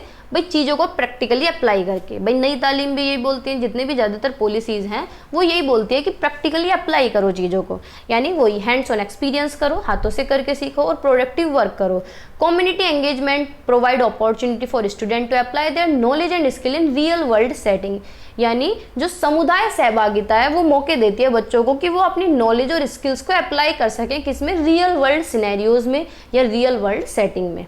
Reinforcing the practical aspect of education by actively participate in community project और initiative, student gain practical experience। यानी जब बच्चे चीज़ों को अप्लाई करके देखेंगे तो प्रैक्टिकल एक्सपीरियंस लेंगे और सीखेंगे भी, और लाइफ में जो चैलेंजेस हैं उन्हें पूरे करेंगे, उन्हें कम करेंगे, उन्हें टैकल करेंगे, उन्हें एड्रेस करेंगे।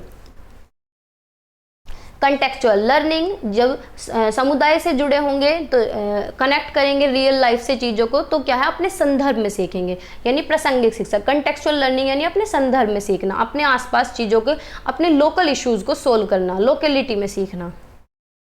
कोलैबोरेटिव पार्टनरशिप, जब चीज़ों को अप्लाई करेंगे, साथ में सीखेंगे तो सहभागिता भी बढ़ेगी, यानी कोलैबोरेटिव लर्निंग स्किल्स उनके अंदर डेवलप होगी।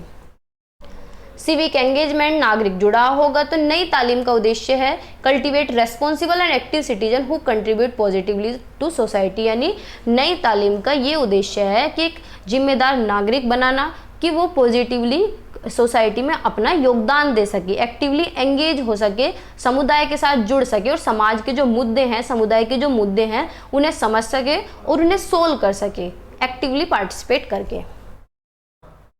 लाइफ लॉन्ग लर्निंग कर सके, यानी जीवन भर सीख सके और अपनी सोच को बदल सके, अपनी सोच को विकसित कर सके।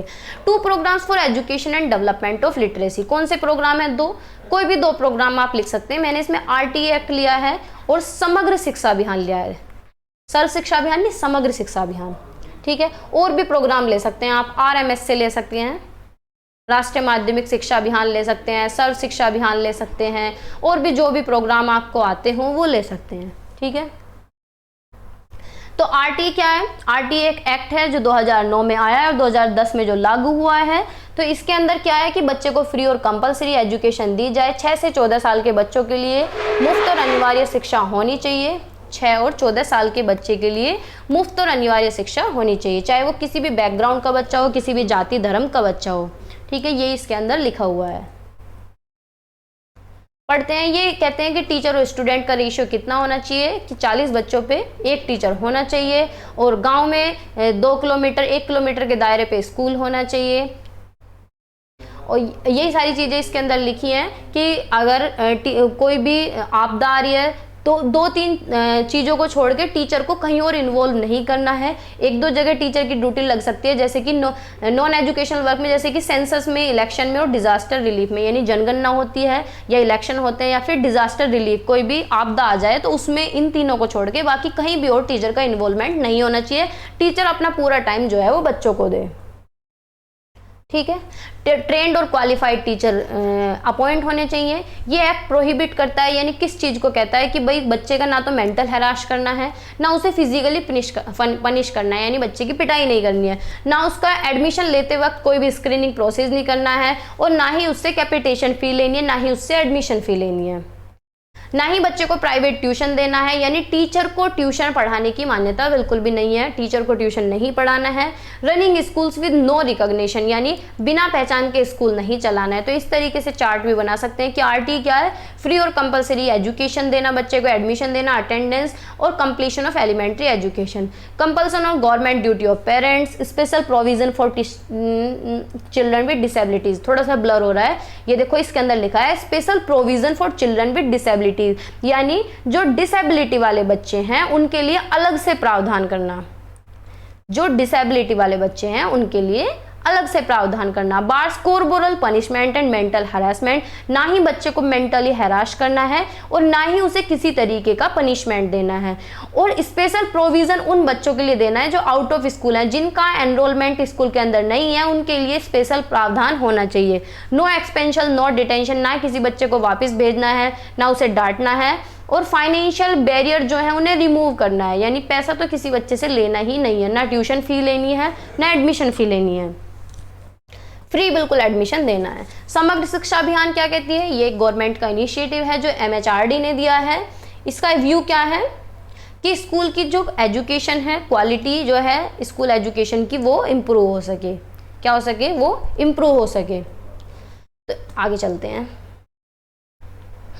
ये जेनेसिस क्या है, इसके अंदर कौन कौन सी स्कीम मर्ज है। ये स्कीम के अंदर RMS से राष्ट्रीय माध्यमिक शिक्षा अभियान जो लड़कियों के लिए आई थी सेकेंडरी एजुकेशन के लिए, वो इसके अंदर है। सर्व शिक्षा अभियान को इससे जोड़ दिया गया है और टीचर एजुकेशन को, ये तीनों को इसके अंदर जोड़ दिया गया है, जिससे कि एजुकेशन और भी इम्प्रूव हो जाए। यानी नाम ही देखो समग्र, यानी सारी शिक्षा, समग्र शिक्षा अभियान है ये, पूरी तरीके से सारी चीज़ों को इन्वॉल्व कर दिया है इसके अंदर।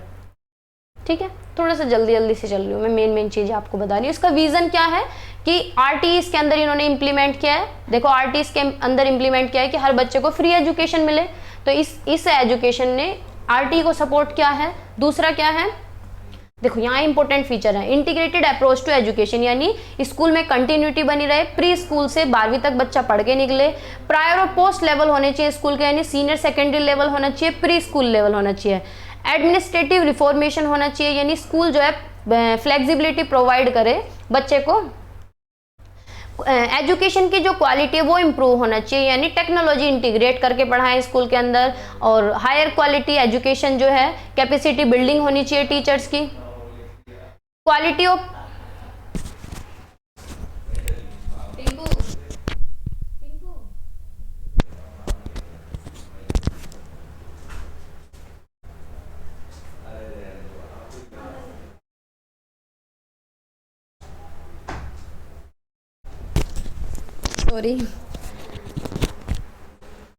नेक्स्ट जो पॉइंट है, सपोर्टिव द, इसने राष्ट्रीय आविष्कार अभियान को सपोर्ट किया, यानी बहुत सारे अभियान, बहुत सारी स्कीम्स जो हैं इसके अंदर हैं जिन्हें सपोर्ट किया गया है। पढ़े भारत, बड़े भारत, और provide annual library grant in school, यानी स्कूल को अनुदान दिया जाए, पुस्तकालय का, वार्षिक पुस्तकालय का, डिजिटलाइजेशन, एजुकेशन को डिजिटल किया जाए, यानी टेक्नोलॉजी से जोड़ा जाए। ये सारे इसके अंदर हैं। इसके अंदर और सारे इनिशिएटिव जो थे, यानी शगुन, यूडाइस का नाम आपने सुना होगा। जो लोग स्कूल से थोड़े से अवेयर हैं, सबके घर में बच्चे हैं, बच्चे पढ़ने जाते हैं, तो मतलब अभी इस साल क्या हुआ है, जो लास्ट ईयर है, इसमें बच्चों का रिकॉर्ड चढ़ा है यूडाइस पे। ठीक है, तो ये भी एक इनिशिएटिव है, शाला सारथी और शाला कोश। स्ट्रेंथनिंग ऑफ स्कूल यानी स्कूलों को सुदृढ़ीकरण किया जाए, कंपोजिट स्कूलिंग ग्रांट इंक्रीज, जो स्कूल में पैसा दिया जाता है वो थोड़ा सा बढ़ाया जाए जिससे कि स्कूल की मरम्मत भी हो सके, बच्चों को क्वालिटेटिव एजुकेशन हो सके, स्वच्छ विद्यालयों को इन्होंने सपोर्ट किया है। ये मतलब ये सारे पॉइंट हैं, आप कंसिडर कर लेना, दिमाग में रख लेना। गर्ल्स एजुकेशन पे इनका फोकस था कि भाई empowering girls eight young age is important, basic self defence training मिलनी चाहिए लड़कियों को, जैसे कि जूडे कराटे हैं, ये इस तरीके से जिससे कि लड़की अपने आप को डिफेंड कर सके, अपने आप का बचाव कर सके। बेटी बचाओ बेटी पढ़ाओ को इन्होंने इंक्रेज किया है, इस प्रोग्राम को प्रोत्साहित किया है। वोकेशनल और स्किल डेवलपमेंट पे इन्होंने काम किया है कि अपर प्राइमरी लेवल में बच्चे को क्या है, वोकेशनल स्किल सिखाए जाएं, वोकेशनल स्किल होनी चाहिए, करिकुलम के अंदर ये चीज ऐड होनी चाहिए। सपोर्ट और फिजिकल एजुकेशन को इन्होंने इंटीग्रेट किया है। मेंटेनिंग द रीजनल बैलेंस यानी बैलेंस्ड एजुकेशनल डेवलपमेंट को इन्होंने प्रमोट किया है कि एजुकेशन का विकास होना चाहिए। एजुकेशनली जो बैकवर्ड ब्लॉक्स हैं उन्हें इन्होंने सेलेक्ट किया और उन पर काम करने की कोशिश की है। ठीक है, ये स्कीम बहुत लंबी है, देखो पढ़ लेना, क्योंकि अगर एक स्कीम पूछ ली तो आप लिख सकते हैं, दो पूछ ली तो कम कम लिख सकते हैं, और अगर ज़्यादा पूछी है तो मेन दो चार पॉइंट लिख सकते हैं। ठीक है, मैंने तो पूरी डिटेल में कराई हुई है ये। कंटेम्प्रेरी रेलिवेंस ऑफ नई तालीम, work education, experiential learning and community engagement, ये क्वेश्चन हर बार पूछा गया है और देखो है इसमें कुछ भी नहीं। ये पूछा गया है कि कंटेम्प्रेरी रेलिवेंस ऑफ नई तालीम का, वर्क एजुकेशन का, एक्सपीरियंशियल लर्निंग और कम्युनिटी एंगेजमेंट का कंटेम्प्रेरी रेलिवेंस बताना है। एनसीएफ, कहीं एनसीएफ पूछा है, कहीं एनसीएफटी पूछा है। ठीक है, यानी एनसीएफ से जोड़ के बताना है इन्हें, या फिर कहीं पूछा है एनसीएफटी से, कहीं दोनों को मेंशन कर दिया गया है। इससे कोई फर्क नहीं पड़ता है, चाहे दोनों को दिया है, चाहे एक को दिया है, चाहे नई तालीम दिया है।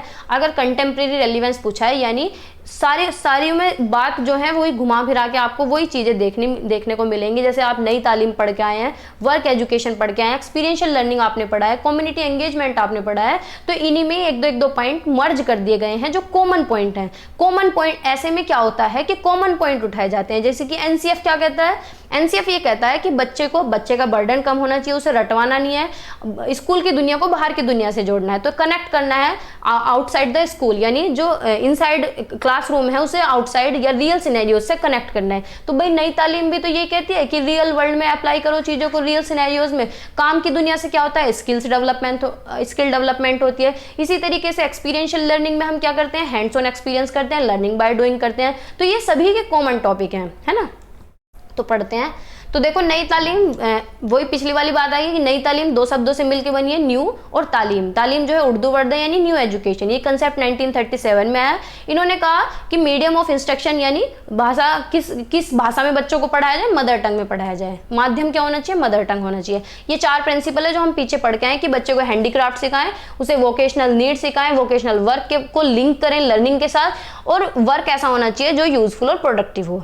ठीक है, सिग्निफिकेंस क्या है इसका, रेलिवेंस क्या है कि नई तालीम जो है वो फिलॉसफी है हमारे जीवन की और हमारे सीखने की। इससे बच्चों की इंटेलेक्चुअल अंडरस्टैंडिंग डेवलप होती है और सिविक एंगेजमेंट डेवलप होता है, पॉजिटिव चेंज आता है हमारे अंदर, इंस्टीट्यूशन के अंदर, लोकल कम्युनिटीज़ के अंदर। और learning occurs through the exchange of ideas, और हम सीखते कैसे हैं, विचारों का आदान प्रदान करके, सक्रिय श्रवण करके और चुनौतीपूर्ण धारणाओं के माध्यम से। भाई जब हमारे रास्ते में चैलेंजेस आएंगे तभी तो हम सीखेंगे, अगर हम अटकेंगे ही नहीं तो सीखेंगे कैसे। Student improve their skill in facilitating and working with in teams, यानी इन्होंने कहा है कि बच्चे टीम के भीतर अच्छी तरीके से सीखते हैं, यानी अगर टीम में काम कर रहे हैं तो उससे वो बहुत अच्छी तरीके से सीखते हैं। उनके जो कन्फ्लिक्ट हैं, जो द्वंद्व हैं, वो भी रिजोल्व होते हैं, कंसेंशल बिल्ड होते हैं, नेगोशिएशन स्किल डेवलप होती है, उनकी रिलेशन अच्छी होती है, और लोकल कम्युनिटी बिल्डिंग प्रोसेस भी उन्हें सपोर्ट करता है। Student learn about social justice issues from local and global perspective and develop understanding of history and political of the cultural context of this issue, यानी बच्चे क्या हैं, अपने लोकल के बारे में भी सीखते हैं और ग्लोबल पर्सपेक्टिव के इश्यूज के बारे में भी सीखते हैं, जिससे कि उनकी इतिहास की समझ भी बनती है और राजनीतिक समझ भी बनती है। Mute people pursuing very livelihood where they are working and pursuing the respective livelihood, all learners have the capacity to excel, यानी सबके अंदर क्षमता होती है सीखने की कि वो अच्छा कर सकें। वर्क एजुकेशन, जो हम पीछे पढ़ के आए हैं कि वर्क एजुकेशन को पर्पसफुल और मीनिंगफुल देखा गया है। Manual work organise and integral part of the learning process resulting into goods और सर्विस, यानी कार्य शिक्षा क्या है कि हम कोई भी काम कर रहे हैं जिससे कि हम किसी भी गोल तक पहुंच सकें, कोई भी गुड्स और सर्विसेज अच्छे से कर सकें कम्युनिटी के अंदर, और सेल्फ फुलफिलमेंट कर सकें। महात्मा गांधी ने डेफिनेशन दी है कि our education has to be revolutionize, the brain must be educated through the hand. यानी महात्मा गांधी ने कहा है कि हमें एजुकेशन के क्षेत्र में क्रांति लानी होगी, अपने दिमाग को पढ़ाना होगा, अपने हाथों से दिमाग को निपुण करना होगा। Work education can further enable the children to discover their real interest and aptitude, which would be helpful them in selecting suitable courses of study and occupation later on। यानी वर्क एजुकेशन, अगर education को हम work के साथ जोड़ेंगे या work को education के साथ जोड़ेंगे तो इससे बच्चा क्या है, शुरुआत से ही अपना इंटरेस्ट पहचान लेगा कि भाई मेरा इस चीज़ में इंटरेस्ट है, और फिर उसी चीज़ को आगे परस्यू करेगा, वही चीज़ आगे वो करेगा, चाहे ऑक्यूपेशन हो चाहे स्टडी हो, है ना। ये एक असेंशियल कंपोनेंट है हर स्टेजेस के लिए। अगर शॉर्ट में देखा जाए तो वर्क एजुकेशन क्या है, give respect and dignity to all types of worker in all sector of the community. It create social awareness of the welfare of society by providing importance to physical work and by giving the benefits of living a physically healthy life. यानी work education, अगर हम कार्य शिक्षा को देखें तो कार्य शिक्षा क्या है, रेस्पेक्ट देना, किसी भी वर्कर को, जो भी काम करते हैं उन्हें सम्मान देना, उन्हें गरिमा प्रदान करना, और ये शारीरिक श्रम को महत्व देता है, यानी फिजिकल जो हम वर्क करते हैं उसे महत्व देता है। ठीक है, वर्क एजुकेशन और किससे जुड़ा है, needs of individual such as health, hygiene, clothing, cleanliness, work at home to be performed as the member of the family. कोई भी हम काम करते हैं, घर पे भी करते हैं तो घर को के लिए करते हैं, कमाते हैं तो अपनी डिजायर्स पूरी करने के लिए, अपनी नीड्स पूरी करने के लिए काम करते हैं। क्लासरूम, स्कूल में काम करते हैं, एक्टिविटीज करते हैं स्कूल लाइफ में, लर्निंग एक्सपीरियंस गेन करते हैं सब्जेक्ट में, जैसे physical education, art education, social studies, science and other. Objective relevance of work education, यानी कार्य शिक्षा के उद्देश्य क्या है कि कोग्निटिव डोमेन, यानी हमारी नॉलेज और अंडरस्टैंडिंग डेवलप हो, साइकोमोटर डोमेन, हमारी स्किल्स डेवलप हो। देखो सब जगह स्किल्स की बात की गई है कि हमारा कौशल विकसित होना चाहिए, हमारे अंदर एटीट्यूड और वैल्यूज डेवलप होनी चाहिए। ठीक है, वर्क एजुकेशन किसी भी इंसान की, किसी पीपल की किस तरीके से हेल्प करता है कि हम दूसरे को समझते हैं, मैनुअल वर्कर को समझते हैं। जब तक हम खुद काम नहीं करते तब तक हमें पता नहीं चलता कि काम में कितने एफर्ट्स लगते हैं। तो अगर हम वर्क एजुकेशन कर रहे हैं, काम भी कर रहे हैं और शिक्षा भी कर रहे हैं, तो हम दूसरे का भी सम्मान करेंगे। इसके अंदर इससे इनकलकेट होगी सोशल डिजायरेबल वैल्यू, जैसे कि सेल्फ रिलायंस होंगे, हेल्पफुलनेस होंगे, कोऑपरेटिव, टीम वर्क मिलेगा, प्रिजर्वेरेंस और टॉलरेंस। प्रॉपर वर्क हैबिट्स हमारे अंदर डेवलप होगी, जैसे कि रेगुलरिटी मेंटेन होगी, पंक्चुअलिटी मेंटेन होगी, डिसिप्लिन आ जाएगा, ऑनेस्टी आएगी, एफिशिएंसी आएगी, लव ऑफ एक्सीलेंस और डेडिकेशन टू ड्यूटी, यानी काम के प्रति हमें प्यार भी होगा और रेगुलरिटी भी मेंटेन होगी, ईमानदारी आएगी और अनुशासन हमारे लाइफ में आएगा, सेल्फ एस्टीम और कॉन्फिडेंस डेवलप होगा। Contemporary relevance of experiential learning, अनुभवात्मक शिक्षा की समसामयिक प्रासंगिकता। ये क्वेश्चन आप कह भी रहे थे कि हुआ नहीं है, जो एक्सपीरियंशियल लर्निंग है उसी के बारे में इसमें बात की गई है। इसे लिंक किया गया है एनसीएफ से और एनसीएफटी से। To address the contemporary relevance of experiential learning with reference to the NCF and NCFT we can focus the key aspect that highlight the importance and implementation of experiential learning. कुछ points देखते हैं इसी के regarding. क्या है, enhanced student engagement. Experiential learning क्या है, जो बच्चों की एंगेजमेंट है, जो बच्चों की सहभागिता है उसे बढ़ाता है। तो एक्सपीरियंशियल लर्निंग जो कि प्रमोट की गई है, एनसीएफ भी इसी की बात करता है। एनसीएफ भी यही कहता है कि बच्चे को एक्सपीरियंस करके सिखाओ, उसे हैंड्स ऑन एक्टिविटीज कराओ, हाथों से करके बच्चा सीखे, लर्निंग बाय डूइंग करे। ठीक है, तो ये दोनों ही इस बात को कहते हैं, ये फोकस करते हैं कि बच्चे को एंगेज करो एक्टिवली सीखने में।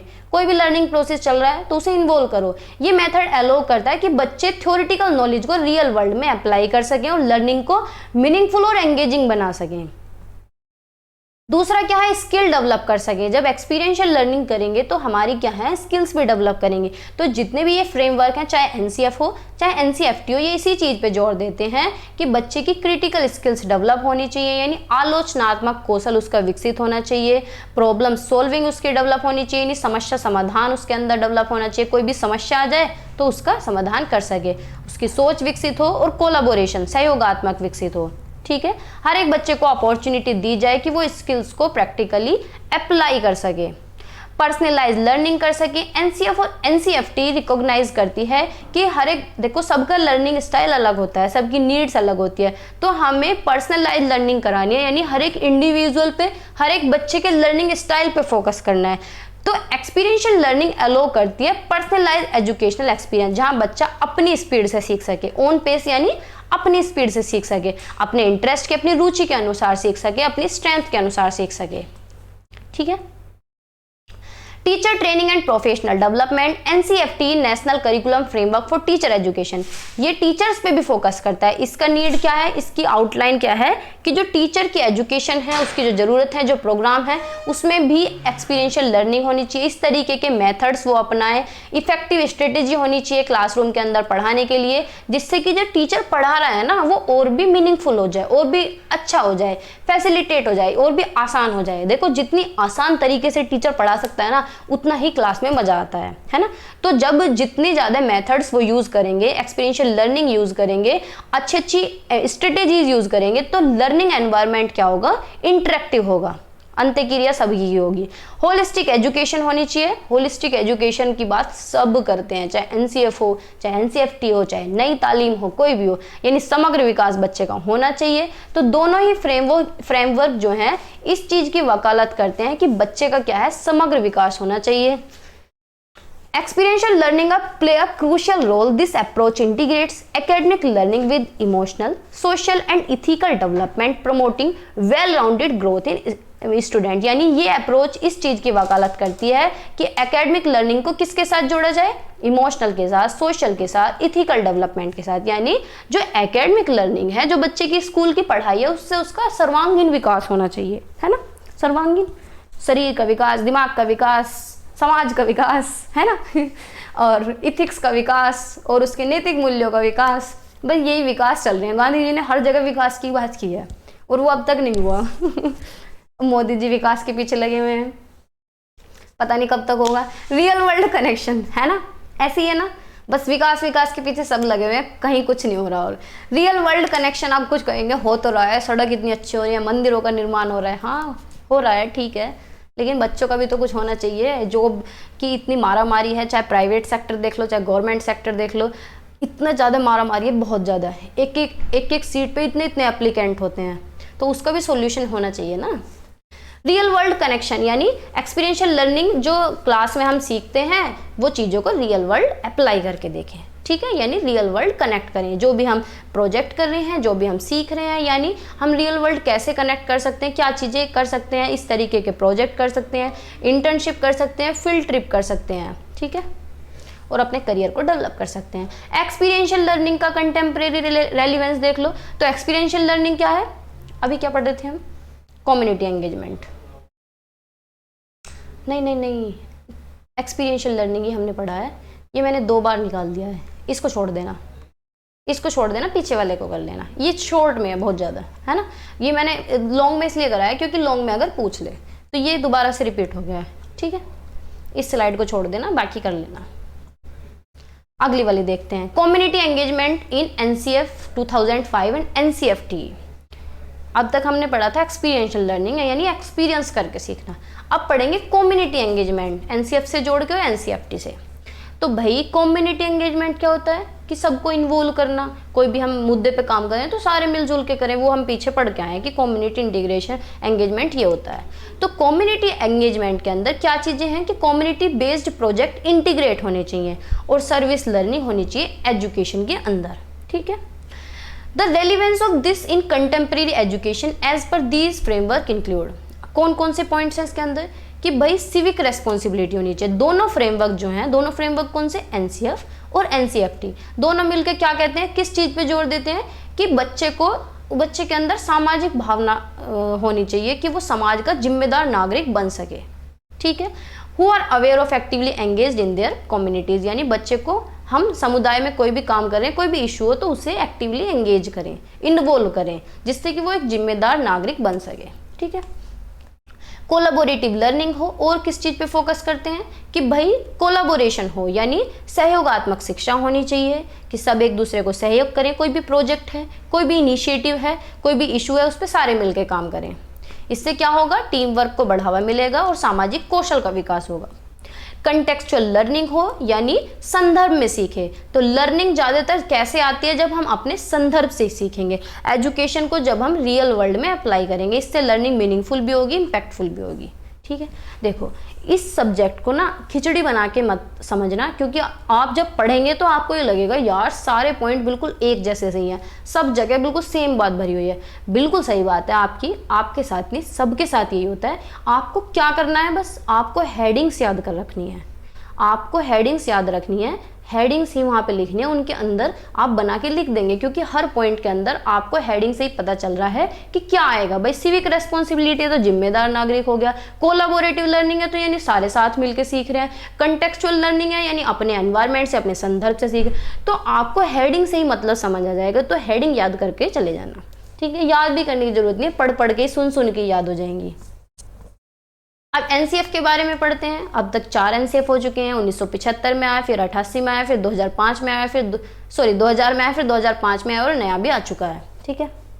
एनसीएफ क्या है, एनसीएफ के अंदर सारी चीजें आ जाती हैं, हमारा सिलेबस, हमारी बुक्स, हमारी टीचिंग प्रैक्टिस, जो हम पढ़ाते हैं, जो हम मेथड्स यूज करते हैं, वो सारे एनसीएफ के अंदर आ जाते हैं, ठीक है।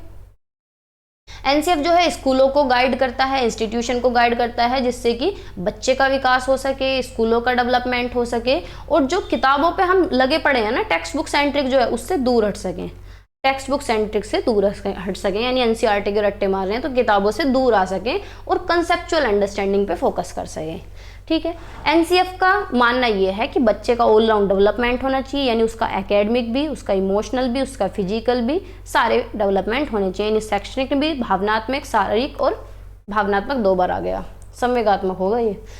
और क्या है, एनसीएफ का मानना है कि बच्चे की इंटेलेक्चुअल क्वोशेंट डेवलप हो जाए, उसे मौके मिले, उसे ऐसा एनवायरनमेंट मिले कि वो क्वालिटी लर्निंग कर सके, बच्चे को एंगेज किया जाए, बच्चे को एनकरेज किया जाए कि वो अलग अलग एक्टिविटीज़ में क्या करे, पार्टिसिपेट कर सके, क्रिएटिव थिंकिंग उसकी डेवलप हो सके, और मल्टी कल्चरल एट्रीब्यूट्स को रेस्पॉन्स कर सके, क्योंकि क्लास में हर तरीके का बच्चा है तो सबकी रेस्पेक्ट कर सके। किसी भी बच्चे को जाति, धर्म, समुदाय, उसके रिलीजन, उसके सोशल स्टेटस के बेस पे भेदभाव ना किया जाए, ना डिस्क्रिमिनेट किया जाए, ठीक है। एनसीएफ के ऑब्जेक्टिव क्या हैं कि लर्निंग बिना बोझ के होनी चाहिए, सिलेबस घटाओ, चाहे तुम बैग हल्का करो, चाहे तुम उसे बिना किताबों के पढ़ाओ, बस बच्चे को क्या है, वजन नहीं होना चाहिए, है ना। क्वालिटी एजुकेशन उसे दें बिना किसी भेदभाव के, किसी बच्चे के साथ भेदभाव नहीं करना है। जैसे कि हमारे स्कूल में क्या हो रहा था, एक बार हमारे स्कूल में ज़्यादातर फीस का बहुत इशू रहता था कि जिन बच्चों की फीस आ रही है तो उन्हें तो बहुत प्रायोरिटी दी जाती थी, उन्हें रेस्पेक्ट भी दी जाती थी, चाहे पढ़ाई में थोड़ा सा कम हो, बस फीस टाइम पे आनी चाहिए। और अगर किसी बच्चे की फीस डिले है और वो पढ़ने में कितना भी अच्छा हो तो उसकी बहुत तगड़ी वाली कुटाई होती थी, है ना। जो लोग होली चाइल्ड के हैं उन्हें पता भी होगा कि फीस के ऊपर क्या ड्रामा होता है। वहाँ फीस के साथ भी ऐसी होता है, बेचारे टीचर्स की भी बहुत ज़्यादा दुर्गति है है ना। तो मतलब किसी बच्चे के साथ कोई भी भेदभाव नहीं होना चाहिए। तो करिकुलम प्रैक्टिस इस तरीके की स्कूल के अंदर होनी चाहिए कि सामाजिक न्याय हो, सभी के साथ इक्वलिटी हो, समानता हो, सब बच्चों को एक जैसा मानना है, और नेशनल एजुकेशन सिस्टम जो है उसे मजबूत करना है। गाइडिंग प्रिंसिपल क्या है कि भाई जो भी पढ़ा रहे हो उनके वास्तविक जीवन, उनके खुद की लाइफ से जोड़ के पढ़ाओ। रोट मेथड, हमें रट्टा बिल्कुल भी नहीं लगवाना है। दूसरा, ना हमें टेक्स्ट बुक पे लगे रहना है, टेक्स्ट बुक से हमें बियॉन्ड दूर जाना है, ठीक है। बच्चे को कंसेप्चुअल नॉलेज देनी है। और क्या करना है, क्लासरूम की जो एजुकेशन है उसे बाहर की दुनिया से जोड़ना और फ्लेक्सिबल बनाना है, जहाँ चेंज करने की जरूरत है वहाँ चेंज करना है, ठीक है। और डेमोक्रेटिक होना चाहिए, यानी लोकतांत्रिक होना चाहिए क्लास के अंदर। ये कुछ कंपोनेंट हैं इसके कि बच्चे को उसके सामाजिक संदर्भ से जोड़ के पढ़ाना है, उसकी लर्निंग और नॉलेज डेवलप करनी है, बच्चे जो है एक्टिव लर्नर होना है, बच्चे को प्रायोरिटी देनी है, उसके संदर्भ में उसे सिखाना है, उसका विकास करना है। करिकुलम और प्रैक्टिस जो है वो बच्चे के अकॉर्डिंग होनी चाहिए, नए नए मेथड, नई नई टेक्नोलॉजी हमें यूज़ करनी है और क्रिटिकल पेडागोजी यूज़ करनी है, ठीक है। पूरी डिटेल में मैं आपको बता चुकी हूँ। आगे चलते हैं फिर। की रिकमेंडेशन ऑफ एनसीएफ, एनसीएफ के कुछ की रिकमेंडेशन हम देख लेते हैं। एनसीएफ क्या कहता है कि बच्चे जो हैं एक्टिवली सीखते हैं तो उन्हें एक्टिव लर्निंग कराया जाए, एक्सपीरियंशियल लर्निंग कराया जाए, रट्टा बिल्कुल नहीं लगवाना है, उन्हें एक्टिविटीज़, उन्हें ऐसी गतिविधि करवानी है कि भाई अपने हाथों से एक्सपेरिमेंट कर करके सीखें। देखो हैंड्स ऑन एक्टिविटीज़ इतनी बार आ चुका है कि मैं भी बोल बोल के थक गई हूँ। कोलैबोरेटिव लर्निंग, सबको साथ मिलकर काम करवाना है, सबको साथ मिलकर सिखाना है ना। इससे उनकी समझ विकसित होगी। इंक्लूसिव एजुकेशन, समावेशी शिक्षा रखनी है जिससे कि सारे बच्चों की नीड्स को एड्रेस किया जा सके। किसी भी बच्चे की ज़रूरत हो, कैसी भी ज़रूरत हो, उसे पूरा करना है, ठीक है। चाहे वो डिसेबिलिटी वाला बच्चा हो, चाहे मार्जिनलाइज्ड कम्युनिटी का बच्चा हो, हास्य ग्रुप का हो, वंचित ग्रुप का बच्चा हो, सभी को हमें क्या करना है, सपोर्ट करना है, ठीक है। एक मिनट रुक जाओ, थोड़ा सा पानी भी ले लेती हूँ।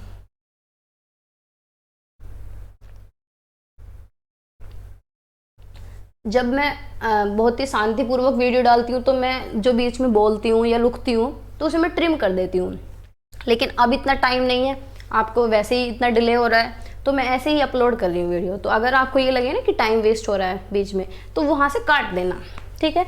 असेसमेंट रिफॉर्म यानी मूल्यांकन हमें बच्चों का करना है। मूल्यांकन कैसे करना है? एनसीएफ ये कहता है कि भाई मूल्यांकन भी फॉर्मेटिव तरीके से करना है, ना कि सम्मेटिव तरीके से। अब सम्मेटिव फॉर्मेटिव क्या होता है? जो पहला तरीका था, जो पारंपरिक तरीका था, वो था सम्मेटिव, योगात्मक। सम्मेटिव क्या होता है?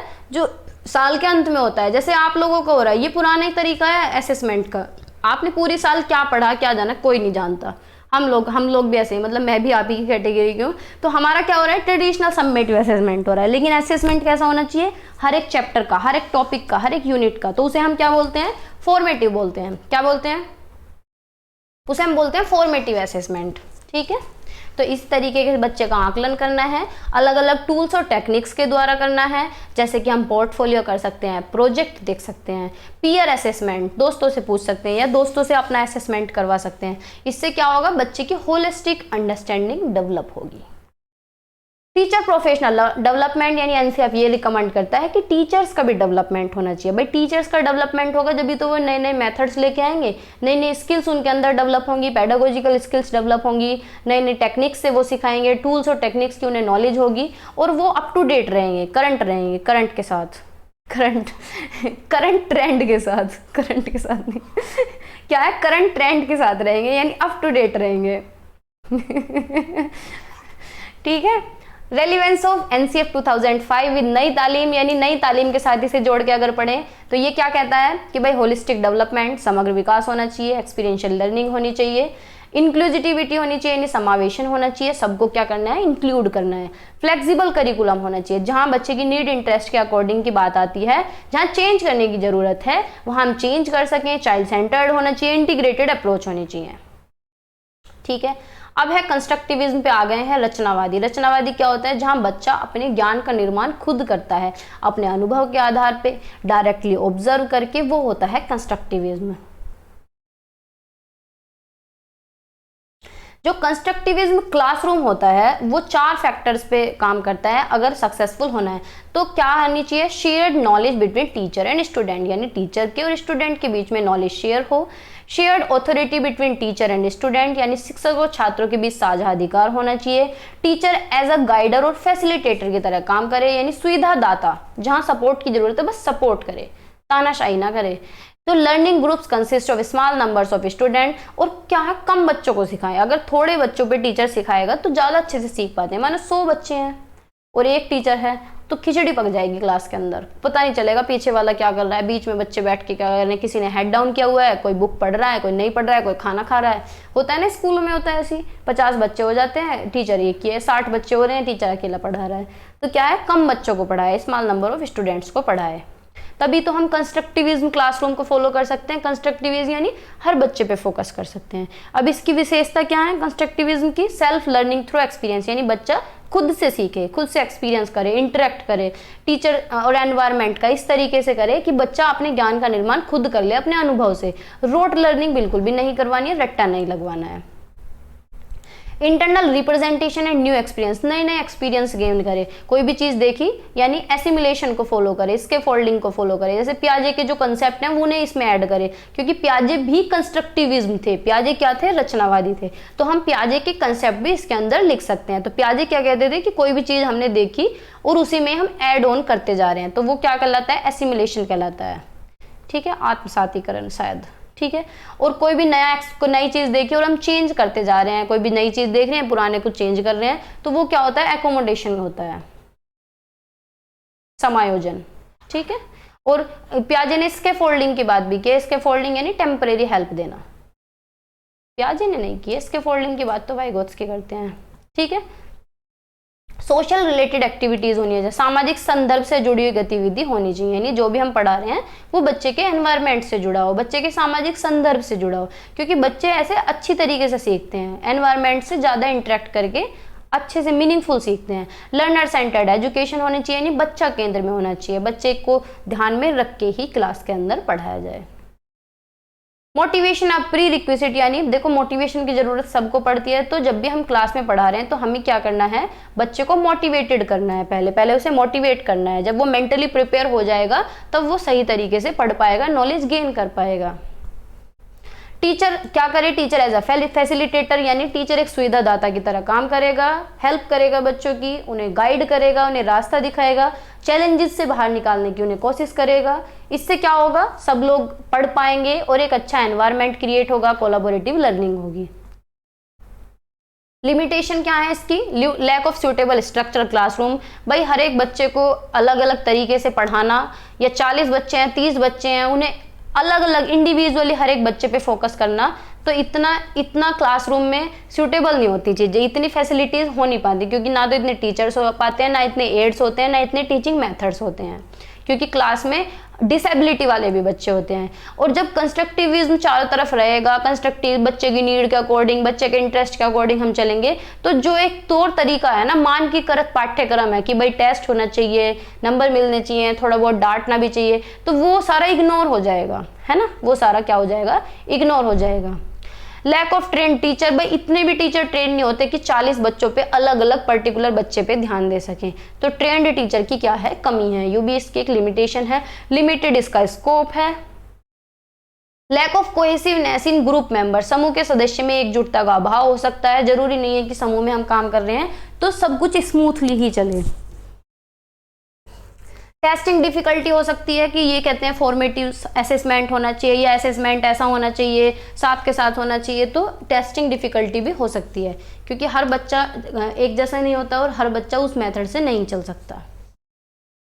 ह्यूमनिस्टिक अप्रोच ऑफ नई तालीम, तो humanistic approach of Nai Talim is also known as new education, यानी जब नई तालीम से जोड़ के पढ़ रहे हैं इसे, तो नई तालीम को न्यू एजुकेशन और बेसिक एजुकेशन बोला गया है, जो कि महात्मा गांधी ने दी है। और ह्यूमनिस्टिक अप्रोच की बात कार्ल रोजर करते हैं। की प्रिंसिपल ऑफ ह्यूमनिस्टिक अप्रोच, की काम को एजुकेशन के साथ जोड़ें, इंटीग्रेट करें, वर्क को किसके साथ, एजुकेशन के साथ।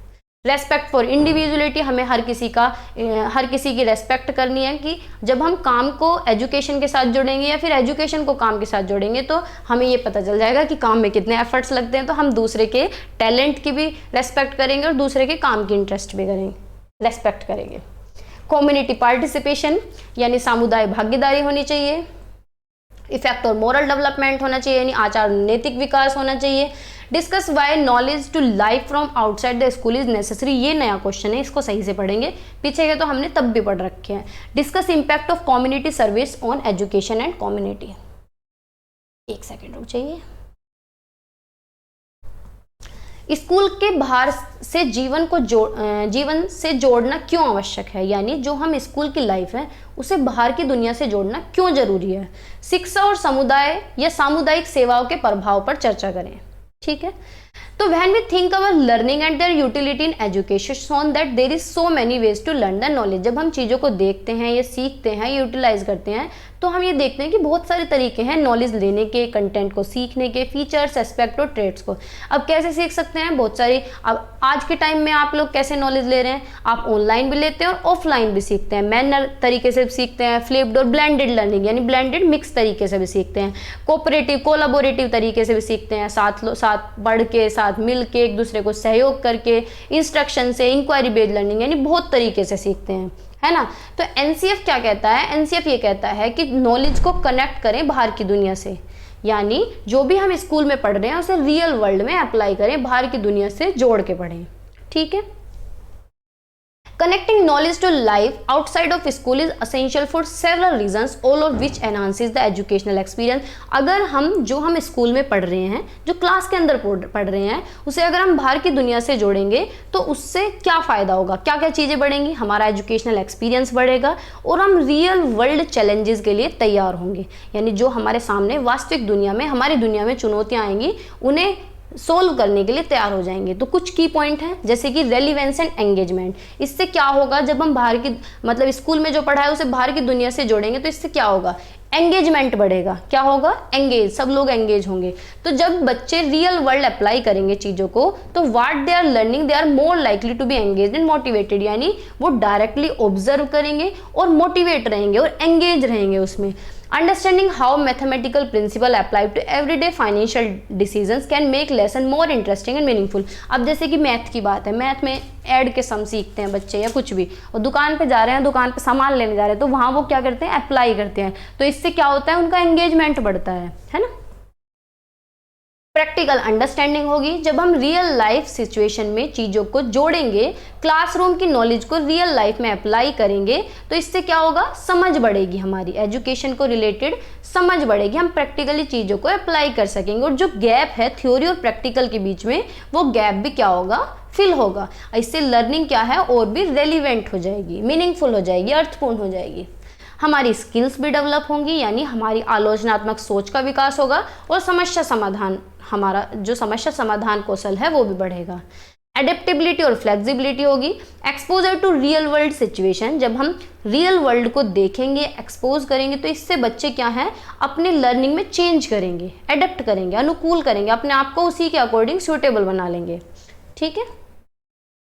एक्सपोजर टू करियर, उनका करियर भी रेडी होगा, उनके अंदर सॉफ्ट स्किल डेवलप होंगी, जैसे कि जब चीज़ों को रियल वर्ल्ड में अप्लाई करेंगे तो उनकी बातचीत करने का जो तरीका है वो डेवलप होगा, उनके अंदर सोशल स्किल भी डेवलप होगी। क्या होगी? Social skill. Team work develop होगा और टाइम को मैनेज करना वो सीख जाएंगे। कम्युनिटी इन्वॉल्वमेंट होगा, यानी जिम्मेदारी की भावना उनके अंदर विकसित होगी। अब इसका इम्पैक्ट क्या है? इम्पैक्ट ऑफ कम्युनिटी सर्विस, जो कम्युनिटी सर्विस है इसका क्या इम्पैक्ट है एजुकेशन के ऊपर और कम्युनिटी के ऊपर? तो इससे क्या है? लर्निंग डेवलप होगी, लर्निंग बढ़ेगी। जब हैंड्स ऑन एक्सपीरियंस हम बच्चों को प्रोवाइड करेंगे तो उससे उनकी लर्निंग प्रोसेस और भी ज़्यादा एनरिच हो जाएगी, बढ़ जाएगी। ठीक है। सोशल और इमोशनल ग्रोथ होगी, यानी उनकी सामुदायिक या सामाजिक भावना का विकास होगा और भावनात्मक विकास होगा। ठीक है। यानी जब वो कम्युनिटी सर्विस में पार्टिसिपेट करेंगे तो बच्चों के अंदर एम्पैथी डेवलप होगी, सहानुभूति, कंपेशन, करुणा डेवलप होगी, और समाज में इश्यूज जो हो रहे हैं, जो भी काम हो रहे हैं, उन्हें लेके अवेयर होंगे। ठीक है। इम्प्रूव्ड एकेडमिक परफॉर्मेंस, यानी उनका शैक्षणिक प्रदर्शन होगा, यानी जो एकेडमिक जो स्कूल की परफॉर्मेंस है वो भी इम्प्रूव होगी। लीडरशिप और इनिशिएटिव डेवलप होगा, यानी जब community service project often require student to take initiative and lead, this experience help cultivate leadership skill. अगर हम कोई भी मुद्दा, समाज का कोई भी इशू है, बच्चों को वो टास्क दे रहे हैं, तो इससे वो क्या एक्सपीरियंस करेंगे? उनके अंदर लीडरशिप स्किल डेवलप होगी, और दूसरी बात है कॉन्फिडेंस आएगा, आत्मविश्वास बढ़ेगा उनका।